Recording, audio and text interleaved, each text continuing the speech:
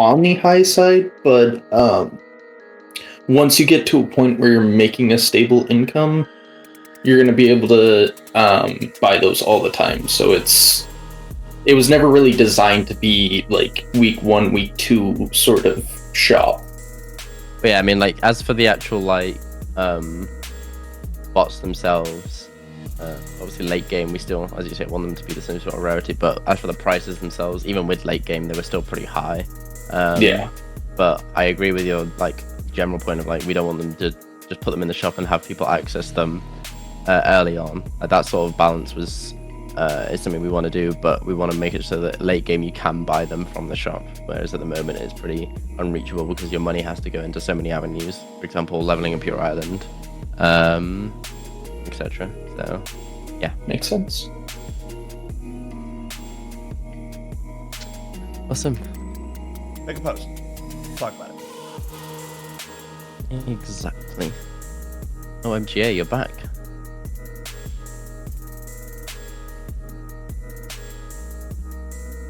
Hello. Hello. Our rank it's gonna get changed because like when you go to Iron Adventure, you just get P2 gear right away, and I don't think that should be a thing, to be honest. We are looking into some sort of rank kit.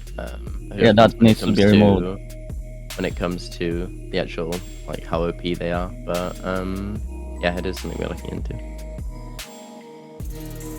And also, is there gonna be something added so you can't break swords and shit on islands?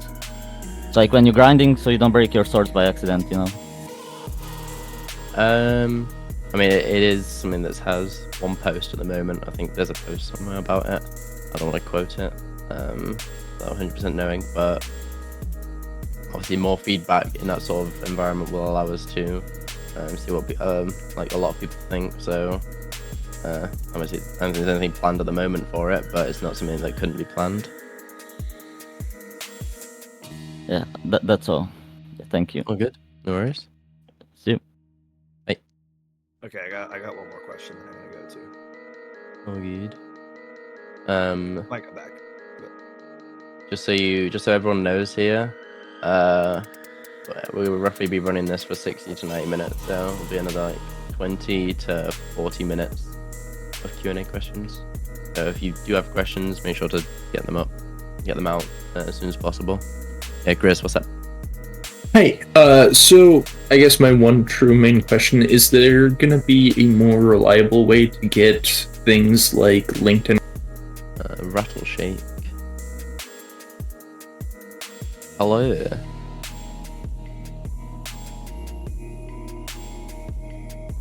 Right up. You gonna be? Or are you a typer? He might be a typer. Oh, there we go. Oh, there you go. He's a typer. Good morning. I had a question of two questions. One of them was about farming, and in the later stages around beetroot, there's no incentive to really farm it. You really can just put auto farming bots on them, and they just do it all for you. I mean, Is that a obviously, I mean, in our opinion, that's not a big problem, but I guess the incentive of them is, for example, treasures. Yeah, but treasures, I mean, I did pretty much most of the farming on my island this season, and I got no treasures, and I farmed all of the beetroot. I've farmed 40,000 beetroot, pretty much. I mean, the actual drop rates of treasures is also something we're looking Yeah, it's like the actual 1 in 150,000. which isn't bad when it comes to slaying, but Yeah, maybe it's it's not in the Slayer. right place for farming. But I think Farming someone is put it kind of abysmal. someone put it well in chat of the current wheat situation, with wheat being obviously a lot more accessible, you having a lot more wheat, and being able to craft bread and then garlic bread being better than, for example, beetroot, is I guess a balance we're going to look into. Okay, and then my second question was, is there any way that we can add more previewable stuff for loot tables? Like we could like left click on clue scrolls and view what they can drop, and then also like in the /treasures that you mentioned, could we view what a T5 those sort of items is something we kind of liked. Obviously, some of them in particular, we're definitely going to adjust. Like, for example, the ones you need more of, the linked ender chests, the collection chests, but the actual rarity of automation was in a decent place in our opinion, because it was actually, instead of a bot being, oh, I just got a bot, okay, I'm gonna chuck it on the ground, it was, oh, I got a bot, okay, I need to like leave. It was a fun thing to get a bot from the adventure. But the actual rarity of the more needed items that you need more of is something we're looking into. And then also, a lot of people in the chat, as you were saying about the automation shop prices, that is something we're also looking into. Automation shop, I don't necessarily think are that big of a deal, just because it's more designed to be late game to begin with. And by the time you kind of start progressing, like, I think they are a little under chests and collection chests, like maybe putting them in later on challenges, because I know I made a post about this and I was talking with some people in suggestions where really the only consistent ways to get them for groups early on is PvP adventure and sometimes BAH, but both of those for like smaller groups or solos are kind of out of the question. So you're kind of left at the mercy of trying to pay out the nose to try to get it off auction house. The actual sources of that sort of loot will obviously drastically change when we make the changes for the first 2 week player experience when it comes to adventures. Those changes obviously being announced in the next couple of weeks is what we're exactly doing. But overall, the rarity of thing is before we grind up to one. Just show incentive behind why you should go up for a T5 instead of just opening a bunch of T3s.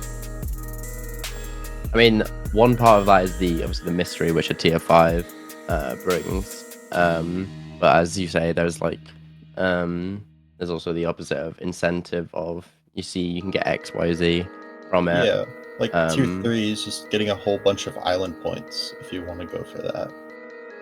Instead of going for like a T4, which doesn't give you as much. I mean, as for the actual island points from that was just an example. That's also something. I mean, that's also something we're looking into. Just to note that, it just reminded me. But I mean, it's not something that's off the table. For clue scrolls themselves, I mean, maybe not. But for treasures, I can see more of an argument for it. Definitely. Perfect. No worries. Leapad. What's up, Doc? Hello. A couple of things you've already answered. I'm just curious about them. See, when you were talking about mods and you're gonna put them in changelog, is that for specific mods that you're gonna allow and not allow, or you just mean in general you're gonna choose whether or not they're banned or not banned? Like on making general guidelines to what sort of mods would be allowed or not allowed to be made by players, and rules that they would need to follow. Okay, sounds good. Because this map, it kind of seemed like we were getting punished because we had people with the devs. I mean, yeah, there was a lot of, because obviously the rules in game weren't the clearest. It wasn't obviously a priority for beta, because the beta is to test the game mode with a closed group of people. But for map 1 it'll be a lot more clear on Sky because of how well it fits the game mode in our opinion. So take that as you will, but I have one last question: is with Koth, if it's gonna be like a rotating one, because I don't know if it was specific for this album, but we had 2 chain Koth back to back, so I was wondering if there's anything.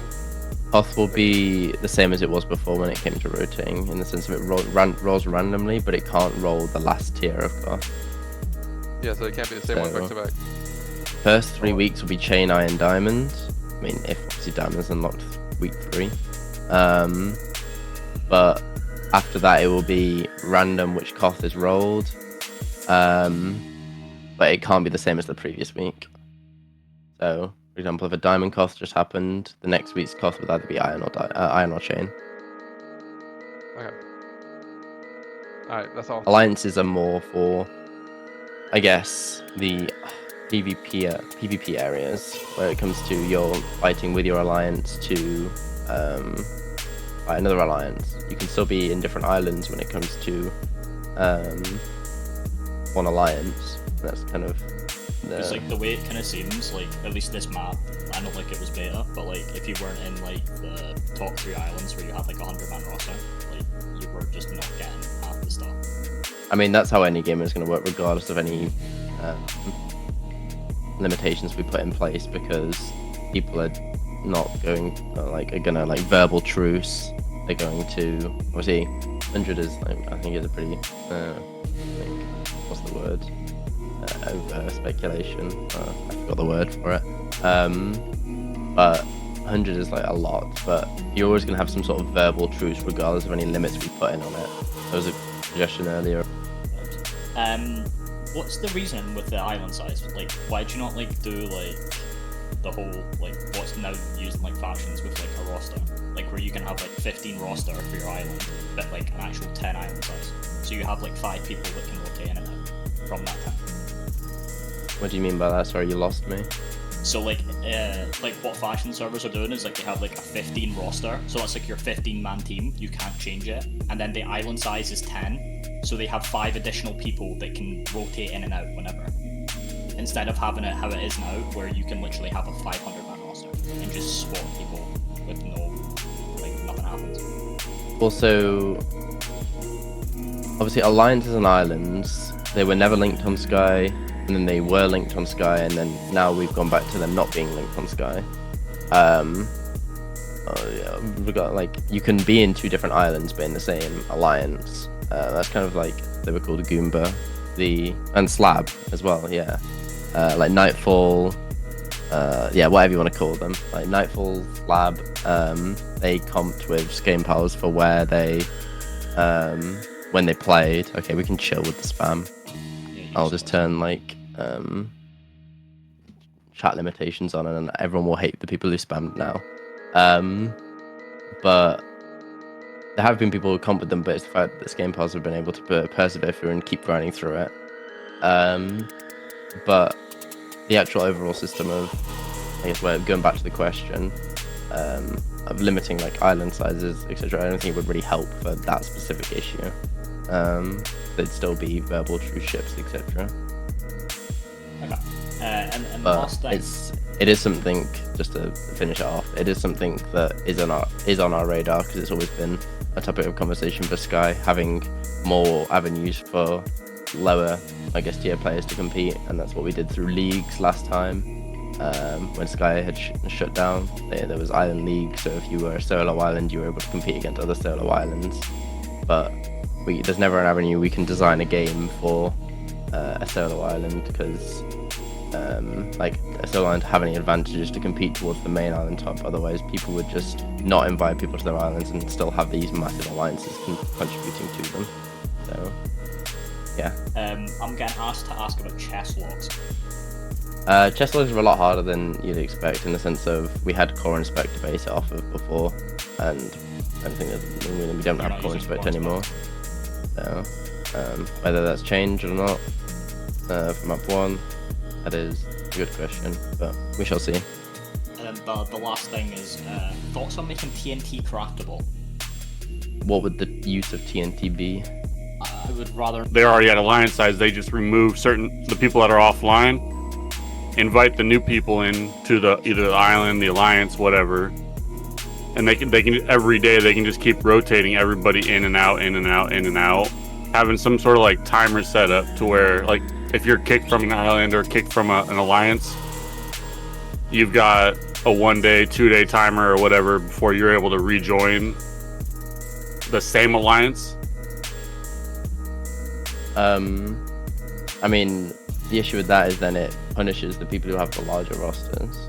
Obviously, for balancing the larger rosters to the lower rosters is something that is on our minds, but we don't want to do it so it's an intrusive way to the people who have got that larger roster. Why should that be, I guess, a big issue?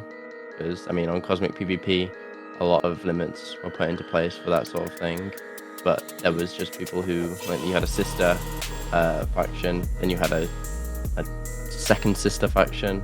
I think the most crazy there was 4, where it's just they were all factions which you knew was the same faction, but they just weren't able to be in that main faction, and they just bypassed it that way instead and had this verbal truce ship. So it's the same thing will still keep happening, but I guess what you're saying is the actual island members and them being able to receive the buffs.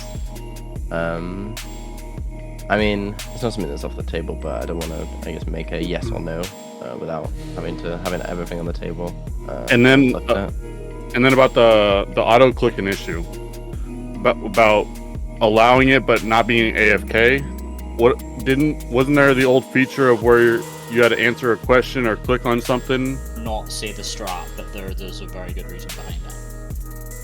Oh, I think I know what you're on about. I mean,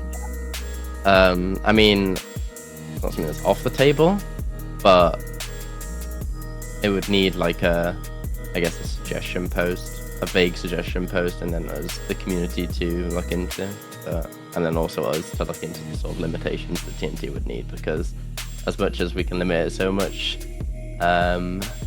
even in Carnage, when we gave out TNT before, people did make full-fledged cannons, and it was very amusing to watch. Well, yeah, we did that with this map, but they don't work. I know, but my point is, they did work originally. Yeah, like, we added the just re-enable it. That's gonna have to be a more extended conversation as to the reasons needed for them. So, yeah. Okay, vibes. Hope Spain win. Wow. Well. I'm waiting for you to, like, there you go. I don't have to remove you from the stage, so this is kind of like a. I'm just here now. You have to be removed. Like, you have to leave the stage. There you go. So There you go. my question, just to expand on the Alliance one, about not only just the Alliance size, but having some sort of, like, I guess, like, timer set up to where you can't just be removing people that aren't online to rotate new people in on a daily basis, just to help the smaller groups compete with the bigger groups. Kind of say. So. Like how you brought up Scan Pals and all them, they've got 50, 60, who knows how many people. And so when people are offline, and about the Mancadia system where they limit ally sizes per map, and I do think that's a decent suggestion when it comes to how to change meta map to map. Yeah, but, you gotta have logs, man. You can't have logs run the show, you know. I mean, not that I don't think that. What am I trying to say? There are people that comp with Game Pals, as for your example, when it comes to actual release. Obviously, they won a lot of maps previous Sky, based on a lot of other reasons as well. When it came to, they grinded the longest, regardless of if they had a lot of people. They've also grinded the longest, and they knew the most about the server. But there are people who have comped with them in the past, but it's just that Game Pals lasted longer than those people. Like, for example, there was, I think it was Goomba, the map air grinding, whether it be through an auto clicker or some sort of other feature. But yeah, it's something that will be clarified in the weeks to come. Okay. No worries.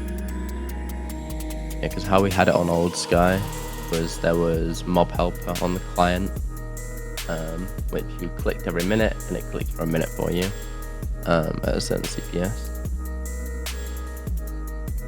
Hello, partner. Hello. So what's happening with like slash skins? Because I done it and there was a menu. So it's like Chad sunglasses and all that coming back or what? Skins won't be making a return in the, I guess, foreseeable future, and even if they do make a return, they won't be in the same way as they were before, in the sense of how they were. If you had a continuous click for so long, I don't remember if it was Cosmic or if it was another server. The capture system on Cosmic. Just couldn't that get rid of like at least the one issue. Obviously, it doesn't help with the worst ping for other countries, but at least for like the U.S. people, without like if I hit it, if I hold spacebar while slaying, I'm kicked within 2 seconds.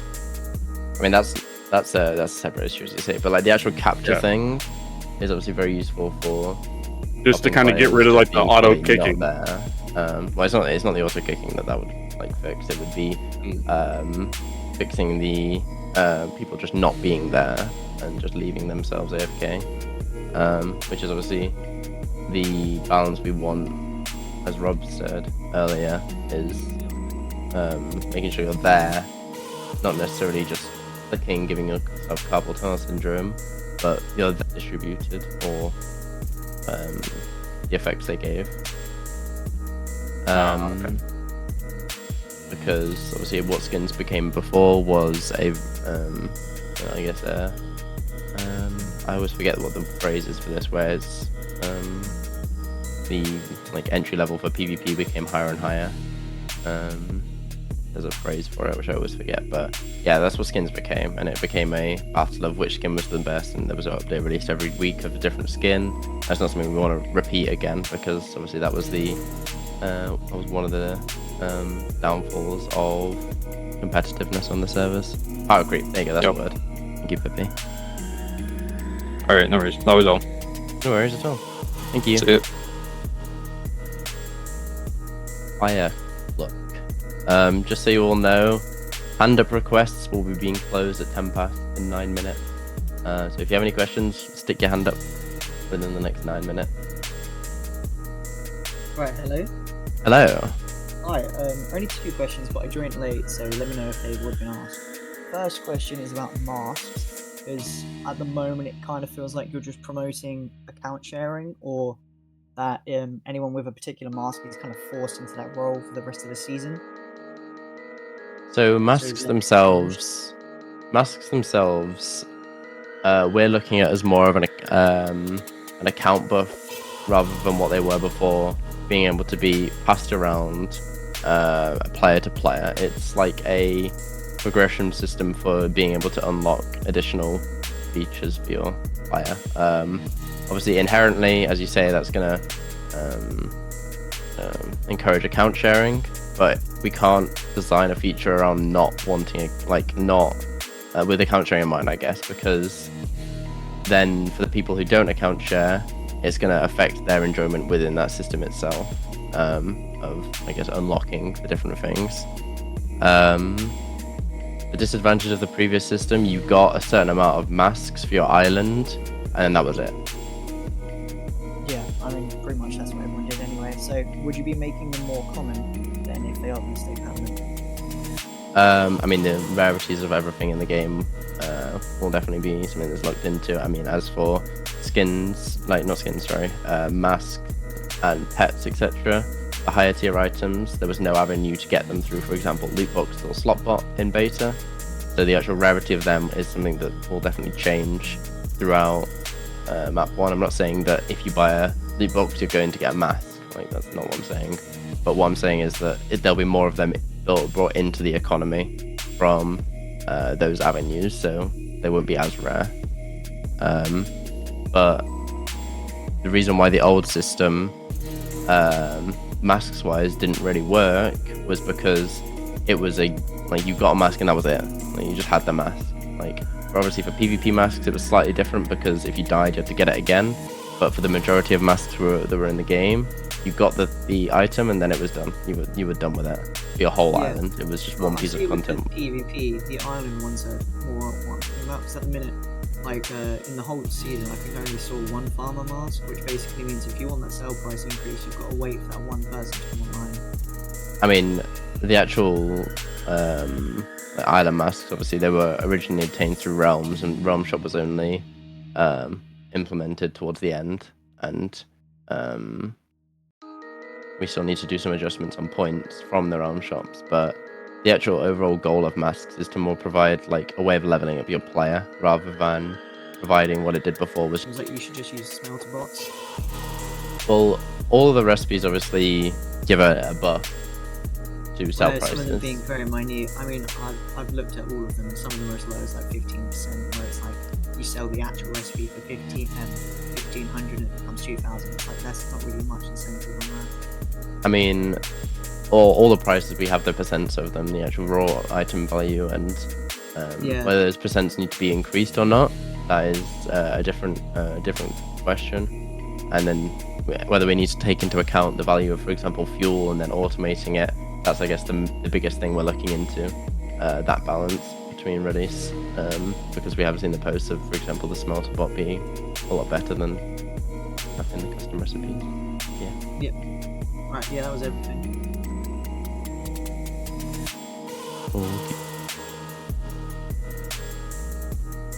Delayable or delay, I guess.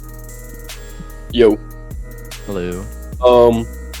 so I was wondering, how do you guys plan on advertising and growing the server? Because that's obviously been a big thing that Cosmic has struggled with, and then additionally, like catering to those new players. So You know? the 2 week new player grind, as we're calling it, like when we're referencing it, when we're going through our updates as we go do them between beta and map 1, is the biggest, I guess, focus of map 1. When a player logged onto the server, what they are going to be doing for the first 2 weeks and how to make that the most enjoyable game possible. Obviously, we have the base game, which the core features of it being very enjoyable for people who know how to play Sky, but that new player experience is kind of the biggest thing we're focusing on. Map 1.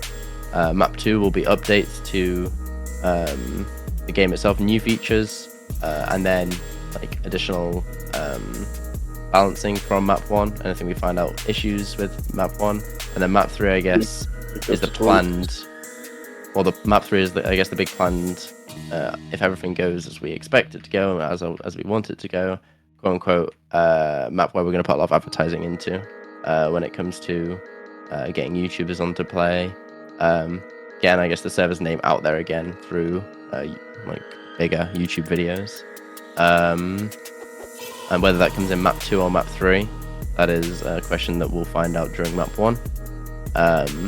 But the actual Preston and Rob playing, that's going to happen map 1 and map 2 regardless, but it's whether we expand out to other avenues of advertising for map 2 or map 3. But it is something that there is definitely going to be as Rob called it, a budget for at map 2 and map 3, because we are aware of the lack of it